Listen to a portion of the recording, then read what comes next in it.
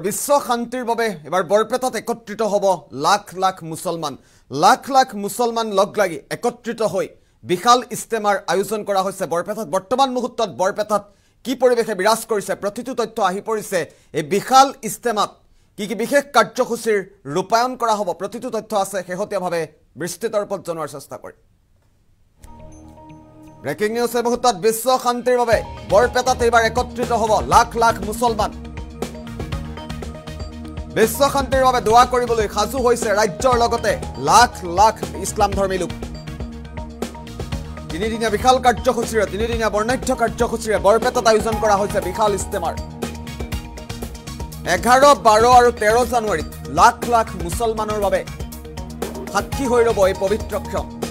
আল্লাহক দোৱা আৰু বিশ্ব শান্তিৰ বাবে সমাৱেশ ঘটিব বিভিন্ন প্ৰান্তৰ মুছলমানৰ বৰপেটাৰ নলিগাঁৱত ইস্তেমাৰ বিশাল আয়োজন কৰা হৈছে ৰাজ্যৰ লগতে দেশৰ বিভিন্ন প্ৰান্তৰ মুছলমান আহি উপস্থিত হৈছে ইতিমধ্যে বৰপেটা জিলাত এবাৰ বিশাল ইস্তেমাৰ আয়োজন কৰা হৈছে জিলাভিত্তিক ইস্তেমাক লৈ উৎফুল্লিত হৈ পৰিছে ৰাজ্যৰ লাখ ইছলাম ধৰ্মাৱলম্বী লোক বৰপেটাৰ বিশাল ইস্তেমাত 10 লাখৰো অধিক লোকৰ সমাৱেশ ঘটিব বিশ্ব শান্তিৰ বাবে একত্ৰিত হ'ব লাখ মুছলমান বৰ্তমান মুহূৰ্তত কি পৰিস্থিতি বিৰাজ কৰিছে আমি পুনে বৰপেটাৰ প্ৰায় মুহূৰ্তত দৃশ্যাংক দেখুৱাইছো এখন বিশাল এলেকাত এইদৰেই অনুষ্ঠিত হ'ব ইস্তেমা বিশ্ব শান্তিৰ বাবে দোৱা কৰিব লাখ ইছলাম ধৰ্মাৱলম্বী লোকে তিনিদিনীয়া বৰ্ণাঢ্য কাৰ্যসূচীৰে বৰপেটাত আয়োজন কৰা হৈছে বিশাল ইস্তেমাৰ আৰু এয়া মুখ্য দুৱাৰ বৰপেটাৰ জিলাভিত্তিক ইস্তেমাৰ মুখ্য দুৱাৰৰ দৃশ্যাংক আমি দেখুৱাইছো 11, 12 আৰু 13 জানুৱাৰীত লাখ ইছলাম ধৰ্মাৱলম্বী লোক একত্ৰিত হ'ব বৰপেটাত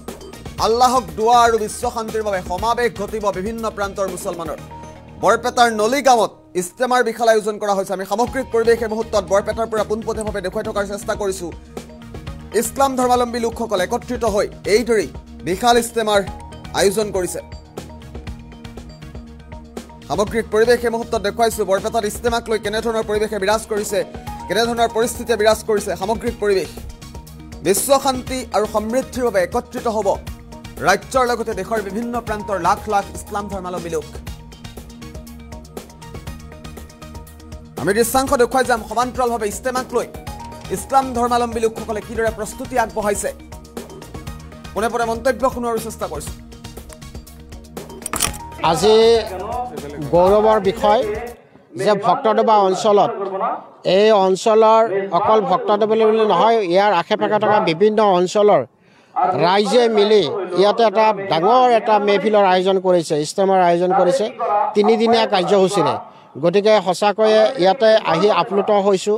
আৰু মানুহৰ যি ভিৰ লাগিছে মানুহৰ যি স্ৰোত বৈছে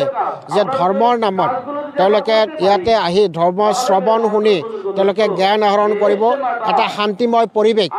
ইয়াতে গঢ়ি উঠিব আৰু তেওঁলোকে ইয়াতে জ্ঞান অৰ্জন কৰি বিশেষকৈ ধৰ্মীয় ক্ষেত্ৰত জ্ঞান অৰ্জন কৰি আমাৰ সমাজখন যাতে সুপৰিচালিত কৰিব পাৰে বা আমি যাতে সমাজত এগৰাকী দায়িত্বশীল ব্যক্তি হিচাপে যাতে আমি প্ৰত্যেকেই অংশীদাৰ হ'ব পাৰোঁ সেইখিনি সঁচাকৈয়ে ভাল লাগিছে ইয়াতে আহি পেলাই সেইখিনি আমি আশা কৰিছোঁ আৰু ইয়াতে জ্যেষ্ঠসকল বিভিন্ন অঞ্চলৰ পৰা আহিছে বয়সস্থ ব্যক্তিসকলো আহিছে ইয়াতে যিখিনি ইয়াতে পেণ্ডেলৰ ব্যৱস্থা কৰিছে থকাৰ পৰা আৰম্ভ কৰি খোৱাৰ ব্যৱস্থা সুন্দৰভাৱে আছে তাৰপিছত থকা খোৱাৰ লগতে যিখিনি গা ধোৱাৰ পৰা আৰম্ভ কৰি অজুখানাৰ পৰা আৰম্ভ কৰি অন্যান্য যিসমূহ প্ৰয়োজনীয় বস্তু ইয়াতে সুন্দৰভাৱে পৰিচালকসকলে বা সকলোৱে মিলি পেলাই এজন দুজন ব্যক্তি নহয় সকলোৱে মিলি পেলাই ইয়াতে আয়োজন কৰিছে মই আশা ৰাখিছোঁ যে অসমৰ বিভিন্ন প্ৰান্তৰ বিশেষকৈ বৰপেটা জিলাৰ বাহিৰেও নলবাৰী বা ইয়াৰ আশে-পাশে যিসমূহ অঞ্চল আছে বিভিন্ন অঞ্চলৰ পৰা নিশ্চয় ধৰ্মপ্ৰাণ ৰাইজে ইয়াতে আহিব তেওঁলোকে ধৰ্ম যি ৱাজ বা যিখিনি ধৰ্মীয় কথা ইয়াতে শ্ৰৱণ কৰি যাতে নিজে এগৰাকী ইমানদাৰ ব্যক্তি হিচাপে তেওঁলোকে সমাজত চলিব পাৰে সেইখিনি আশা ৰাখিছোঁ আজি গৌৰৱ